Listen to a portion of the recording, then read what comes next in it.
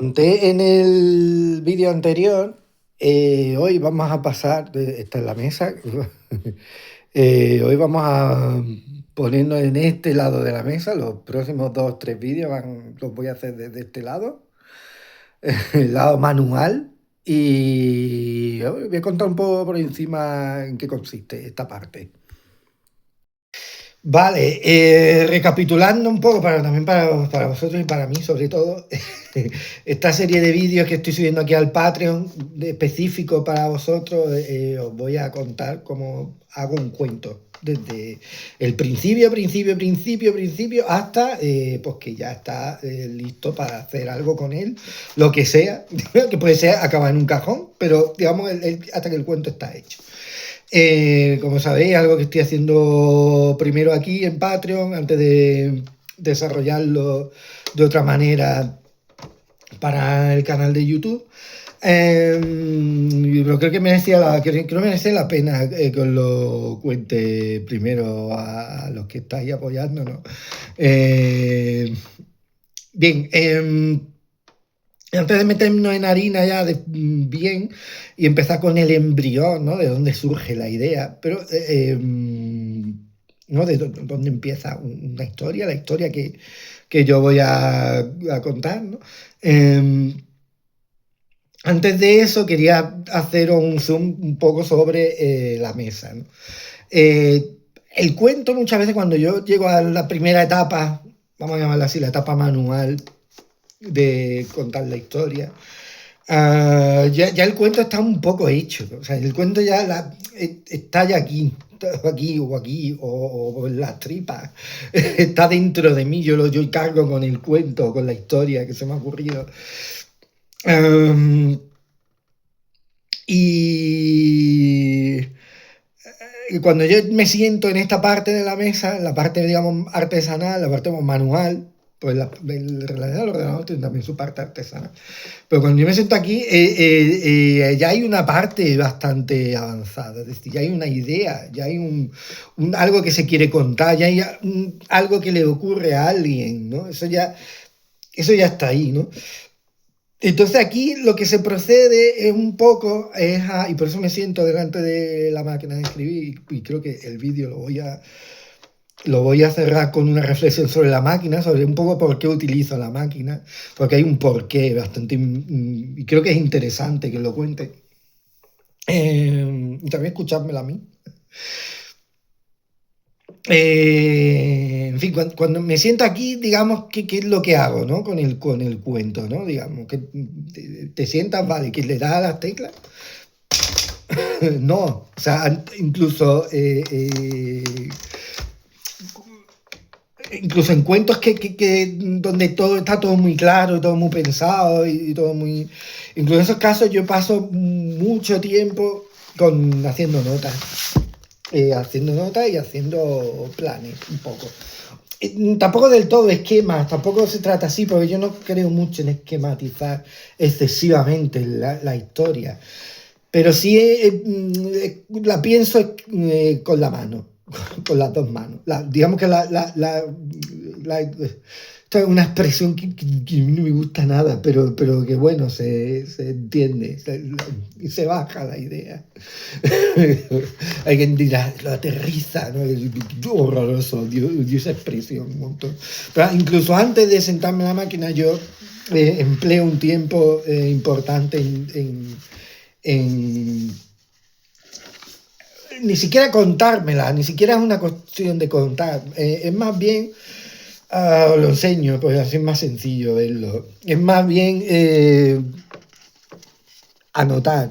Utilizo mucho la escritura a mano, con lápices. Y ahora voy a contar un poco los elementos que hay en esta mesa, cierro con la máquina de escribir y ya en el siguiente vídeo empezamos ya directamente ya de lleno con el origen, el embrión de la historia. Pero lo que digo, que cuando ya tengo ese embrión un poquito, lo que hago en esta parte de la mesa, o con lo que decía también, esto quiero remarcarlo en el vídeo anterior, a ver, esto no es algo que haya que hacer así, es algo a lo que yo he llegado, digamos, ¿no? Eh, Pero he tenido muchas épocas en las que no disponía siquiera de una mesa. O sea, yo esto lo he contado muchas veces. Yo el borrador de Tener una vida, de una novela, de mi primera novela, lo escribí encima de una lavadora. O sea, y no tenía estas cosas. Ahora, claro, yo lo veo a veces y digo, vaya, cuánta tontería tiene. Bueno, no es exactamente así.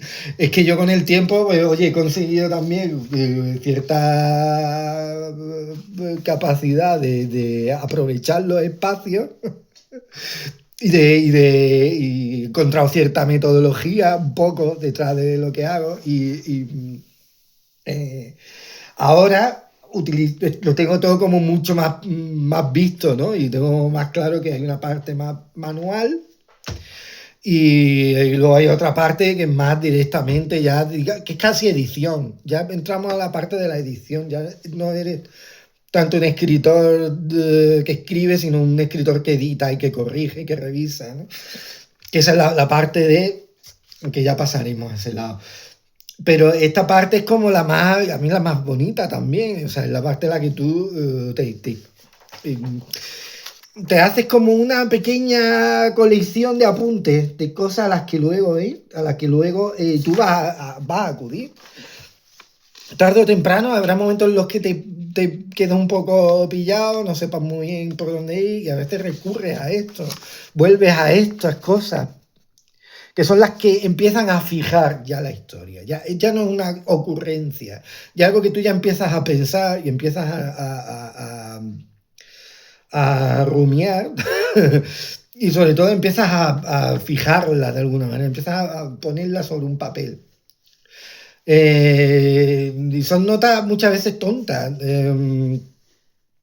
notas como un pequeño punto en el paisaje y dibujo un punto, ahí lo tenéis.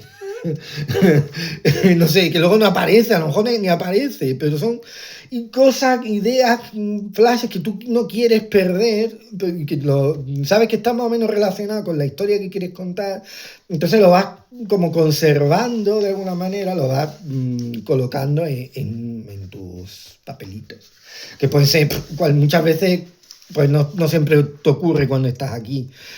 Digamos, y tampoco es una cosa de que yo se me haya ocurrido una idea, entonces me siento y digo, vale, a ver, ahora vamos a pensar en la historia y empiezo a tomar nota. En realidad yo tomo nota en cualquier parte, pero lo que hago aquí es un poco reunirla y juntarla. Y dedico mucho tiempo a anotar ideas y tirar el papel, la servilleta, por ejemplo. Pues lo paso a un papel donde me voy a acordar, donde voy a reconocer mejor y voy a entender mejor mi letra. En realidad es una cuestión más práctica. Que es de otra índole, ¿no?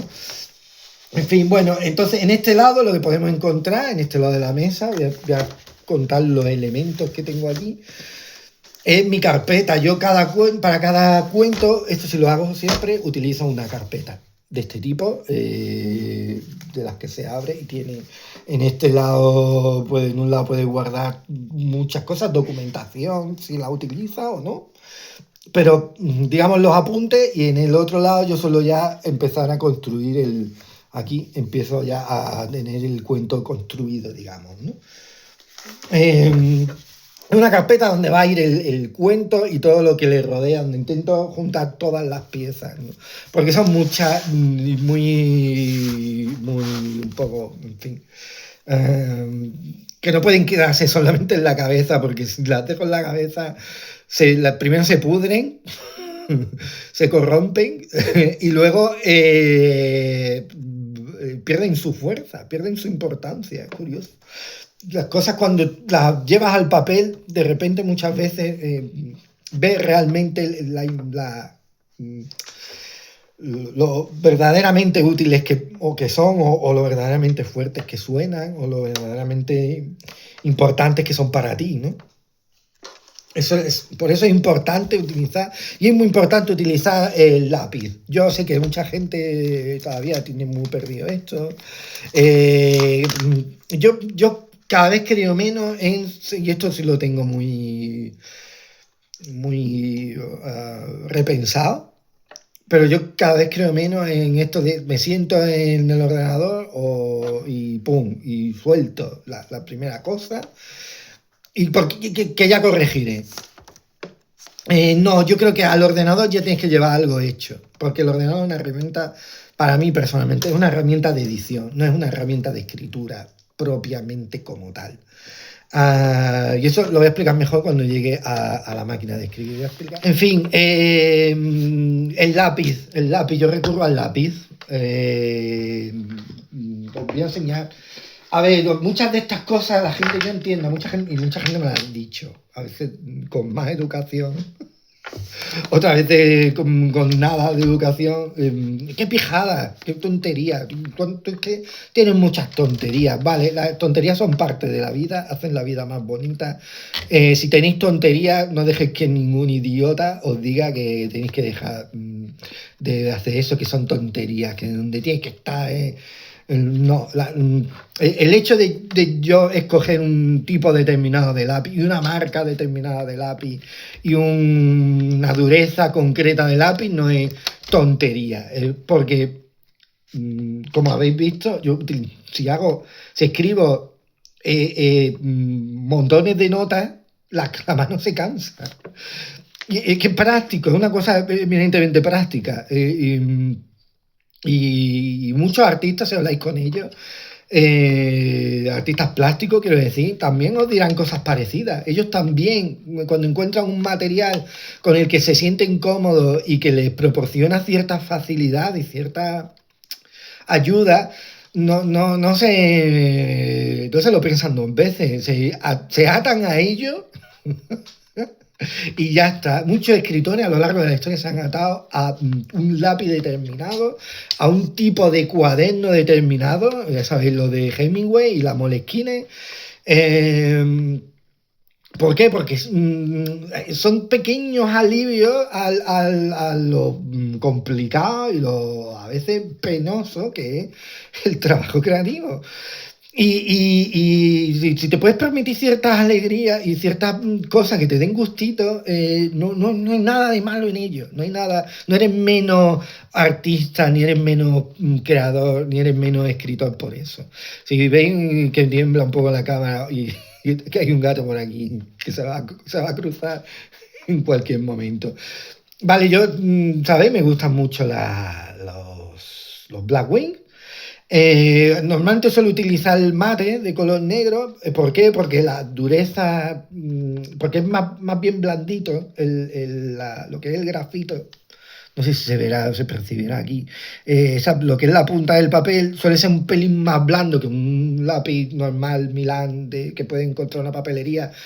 También me sirve, pero cuando escriben mucho a mano, créanme, tener un lápiz que se adapte bien a vuestra mano, con el que estéis cómodos y todo eso, ayuda porque no os van a salir callos en los dedos, ni os van a salir durezas. Me han salido durezas en los dedos de escribir, y me han salido ampollas, me han salido cosas, porque no cogí un lápiz apropiado. Es así de sencillo. Y este lápiz, pues, también su madera es mucho más suave. Tiene un tacto muy agradable, es muy fácil de afilar. En fin, tiene una serie de características que yo con el tiempo he ido probando infinidad de lápices. Tengo otros lápices que a veces utilizo. Pues los típicos estos lápices que a veces vienen yo qué sé, en estuches escolares. Tengo lápices de todo tipo y a veces los he utilizado así porque necesito un lápiz rápido, pues, pero en circunstancias normales, yo si tengo un Blackwing a mano, esto es de una colección limitada que hicieron dedicada a las librerías independientes.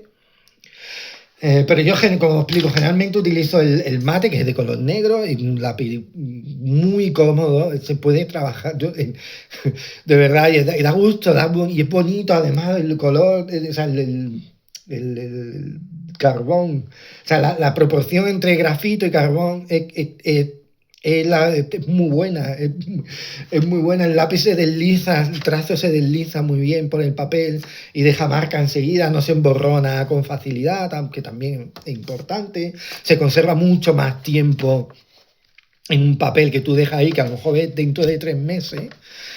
Y que, ostras, es que son detallitos que parecen una tontería, parecen pijadas, parecen cosas, pero que a la larga, cuando llevas mucho tiempo trabajando en esto, yo tengo 20 años de oficio ya, oye, parece que no, pero lo vas notando. Son cosas que notas y que te benefician en el día a día, ¿no? Vale, ¿qué más?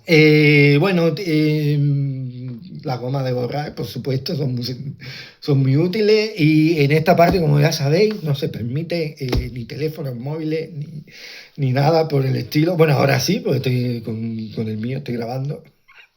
Pero yo no dejo que, como digo, como decía hace un rato, algo que con el tiempo he conseguido pues hacerme con esto. Ha habido épocas en las que yo pues escribía en cualquier sitio, pero es verdad que cuando, oye, pasan años, vas sacando cosas, te das cuenta de que si lo consigues, si consigues encontrar una mesa en la que trabajo ahora mismo, tiene 25 años, ¿vale? Eh, pero bueno, si te sirve, vas para adelante con ello y es perfecto. Y nadie te puede decir que es una tontería, que no sé qué, ¿vale? Eh, yo puedo seguir escribiendo en cualquier sitio, sí, lo puedo seguir haciendo, pero bueno, igual que con lo de los lápices, si a veces con el tiempo lo con- tienes la oportunidad no sé, de tener tu huequito. Yo no creo tampoco en el cuarto propio, pero si tienes tu huequito tampoco pasa nada. Te estás bien, es tu sitio, estás cómodo, yo qué sé. Eh, Te desprendes de incomodidades, todo lo que sea, porque como ya digo, a veces el trabajo de escribir puede ser muy penoso, es que puede serlo. Entonces, si puedes introducir comodidades, todas las que puedas, mejor que mejor, es que es así. Y la máquina de escribir, aquí en este lado tengo una ilustración, un dibujo de Kafka, ¿vale? De un señor tumbado a la Bartola, tumbado en el sofá. Cómodo, espatarrado. Esa es la definición de señor espatarrado. Que pegué porque me gustan mucho los dibujos de Kafka, son muy esquemáticos y pero a la vez muy gráficos. Y muchas de las ideas se me ocurren en esta posición. Dani, una pregunta muy interesante. La máquina de escribir, ¿qué tiene la máquina de escribir ¿por qué introduces la máquina de escribir? Si no te permite borrar mientras escribes. Amigo, ahí hay esa es una primera causa. A ver, yo os lo explico. Yo como mucha gente, yo aprendí a escribir, a teclear en lo que es la operativa de teclado. Yo aprendí mecanografía en una máquina de escribir, ¿vale? Yo aprendí mecanografía en los años 90. Y aparte no teníamos ordenador, yo en mi casa no hubo ordenador hasta bien entrado los años 90, ¿vale? Yo puedo decir, año 96 creo que todavía no teníamos ordenador en casa. Eh, entonces, en mi casa sí había una máquina de escribir, muy parecida, un poquito, del color era el mismo que es. Era también Olivetti, pero otro modelo. Eh, en mi casa, eso, ¿no? Yo aprendí en el grado, en la FP de administrativo, aprendí a mecanografía en máquinas de escribir. Aunque allí en el instituto, sí que, por el salón del instituto, allí sí que había ya teclado de ordenador y muchos ejercicios los hacíamos allí, pero todavía existían las grandes y de hecho siempre te recomendaba que le diera fuerza, que te endureciera las yemas de los dedos y las articulaciones de los dedos. Y yo aprendí a teclear y en casa practicaba con una máquina de escribir. Entonces, claro, para mí hay una conexión, para empezar ya, con la memoria no sé cómo decirlo, de las articulaciones del cuerpo. Esto ocurre, ¿no? Cuando tu cuerpo lo entrenas para hacer unas ciertas funciones, ¿no? Y tus manos adquieren como cierta memoria, vamos a decirlo así, ¿no? De cómo se, ¿no? Me pasa como cuando coges un lápiz, ¿no? Y tú ya, como hayas aprendido a coger el lápiz, tu mano va sola para allá, pues con el tecleo de la máquina de escribir pasa algo parecido, ¿no? Yo escribo generalmente con 3 4 dedos, aunque puedo escribir con todo. Lo que pasa es que yo me he ido acostumbrando a... Realmente una cosa aquí, los meñiques no lo uso tanto, pero todavía a veces sí, ¿no? Depende de lo rápido o lento que me dé por escribir. Y también tampoco excesivamente rápido, porque los tipos de la máquina se pueden trabar. Bien, yo aprendí por un lado a esto. Luego, cuando ya llegó al ordenador, claro, me adapté a los procesadores de texto. Y hace unos cuantos años, me di cuenta de que yo me sentaba, escribía la historia, que fuera la primera, y esa era la primera y única versión. Luego ya todo era revisar esa primera y única versión. ¿Qué ocurre? Que muchas veces esa primera versión no es buena. De hecho, la gran mayoría de las veces nunca lo es. Un escritor, yo siempre digo, un escritor debe aprender a escribir mal, debe de permitirse escribir mal. Tienes que permitirte hacerlo, tienes que aprender a escribir mal antes de escribir cualquier cosa. Y cuando tú tienes una historia que quieres contar, debes aprender a contarla y recontarla y que no quedarte con la primera vez que la cuentas. Es como cuando cuentas un chiste, cuando aprendes un chiste. La primera vez que lo repites suena fatal. La gente no se... nota, incluso aunque lo hayas contado muy parecido, te das cuenta de que no... Uy, ahí falla algo. No es como cuando yo lo escuché la primera vez y me hizo tanta gracia, ¿no? Entonces te das cuenta de que lo tienes que contar muchas veces, ¿no? Para llegar o cuando... entre vosotros y yo, a mí no me gustan los magos. Me caen muy mal. pero un mago, cuando aprende un truco de magia, lo tiene que repetir muchísimas veces antes de mostrarlo en público, ¿no? Pues con esto pasa algo parecido. Tú tienes una historia y por alguna razón hemos aprendido en nuestra época. Yo suelto la historia en el procesador de texto y claro, como ya está ahí, lo único que hago es reescribir y revisar y volver a revisar, y que está muy bien, hay que corregir mucho y hay que borrar mucho, pero también hay que aprender a contarlo mal y contarlo varias veces. ¿Por qué? Porque cuando tú cuentas, tú tienes que conectar con esa historia de alguna manera. Y a veces las primeras veces que tú cuentas esa historia no conectas, o te parece una tontería de repente, a veces te parece que no tiene arreglo, entonces la desestimas, ¿no? Cuando en realidad muchas veces lo que ocurre es que tienes que aprender a contar esa historia desde otro punto de vista, de otra manera, sí, acercándote desde otra perspectiva, ¿no? O muchas veces quieres contar una historia, pero no sabes realmente qué quieres contar. ¿Qué tiene esa historia que realmente conecta contigo?